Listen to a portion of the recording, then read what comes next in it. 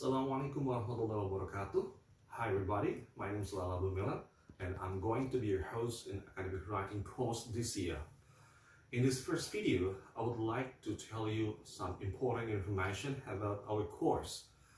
The first information I would like to share is about the criticality and centrality of the learning principles that you need to embrace in this course. In this course, we will embrace the new learning principles as informed by neuroscience, and the key to success in your learning journey this semester in this course is that all of you have to break away from linguistic description or formula, and there will be no memorization of grammatical rules at all. And the question is, can we actually break away from linguistics? Can we break away from grammatical structures when learning English? And the answer is yes. Definitely, absolutely yes. So the first learning principle that you need to embrace that is not grammatically oriented is number one. Any learning is a multi-sensorial experience. It means that you activate your brain and every inch of your body in processing and producing language. Have you heard about something called bone conduction? Yes, conduction.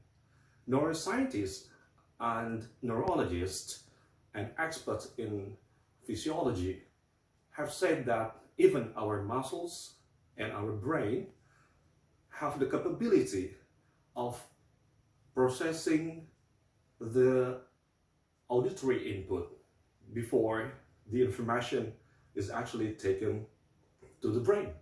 So it is important for you to actually keep the health of your brain and body, the muscles and the bones at the same time. So in this course, you will need to use a learning tool that we call verbotonal approach or verbotonalism. So that's the first learning tool that you will need to use, but I will tell you about it later. And number two, both right and left hemispheres actually work together in processing and producing language. Many people in the past, maybe lots of people still say the same thing. They say that left hemisphere of human brain is the most dominant part in language processing and in language production. In fact, it is partly true, but I have to tell you that since 2000 and 2001 up to this very present, the new research findings that the right hemisphere actually works more dominantly in processing language. Why?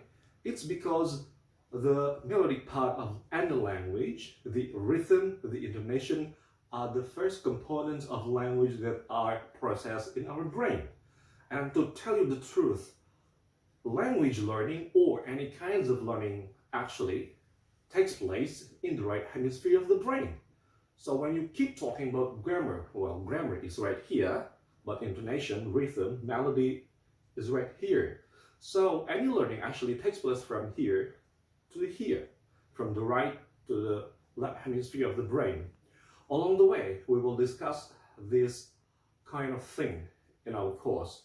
And number three, rhythm and intonation are the most fundamental part of our language, of our human language.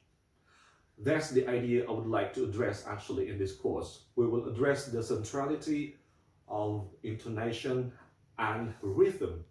That is why in our course, we will incorporate listening practices that will activate your multi-sensorial experience, because you will have listening practices and then you will also have speaking practices before you actually read and write. So this is an integrated learning experience. And number four, we have to embrace the new idea that language learning is a complex system. It means that you have to address many different components in language production, in language processing, in language learning. That's why we will use three different learning tools in our course. Number one, verbotonal approach. it will help you sensitize the rhythm of academic English, so you will hear the filtered intonation and non-filtered intonation in your listening practices. And number two, the learning tool is called Reading for Emotion, where you will learn how to structure the text by looking at the emotional significance, emotional structure of the academic text. And number three, aesthetics, which was taken from the neurological principles of aesthetics. So in this part, you will examine critically the intonational pattern of your own text. So each of you will assess and self-evaluate your intonational pattern of academic English by using the neurological principles of aesthetics.